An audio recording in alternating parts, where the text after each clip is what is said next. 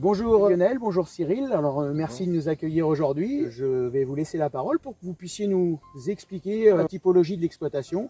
On est une ferme laitière de 80 vaches, on a 160 hectares, on fait à peu près 70 cultures de vente, 50 hectares de maïs, 40 hectares de céréales, on fait du trèfle semence, du régrassement. Vous avez utilisé le Lisflow, c'est le carbonate liquide micronisé il y a déjà combien d'années?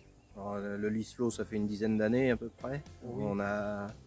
On a décidé un peu de passer sur le Top Flow après par rapport à l'utilisation au niveau de la tonalisie. On n'était pas équipé d'EPA avec des champs très en relief chez nous. D'où l'utilité de passer au Top Flow après dans les années, depuis 5-6 ans maintenant qu'on est sur le Top Flow. Le Top Flow, donc vous faites dans la rotation régulièrement, des épandages tous les ans? En gros, c'est tous les ans, 50-60 hectares en moyenne, tout ce qui est derrière serré à la paille. Vous avez retenu le produit par rapport à quels avantages? Surtout par rapport à la volatilité du produit. D'accord. Parce que bon, c'est un chaulage qui est liquide, donc rendu au sol direct. On s'en occupe pas de volatilité du coup. Et surtout, voilà, c'est mis en place par une entreprise, donc là, pas à s'en occuper.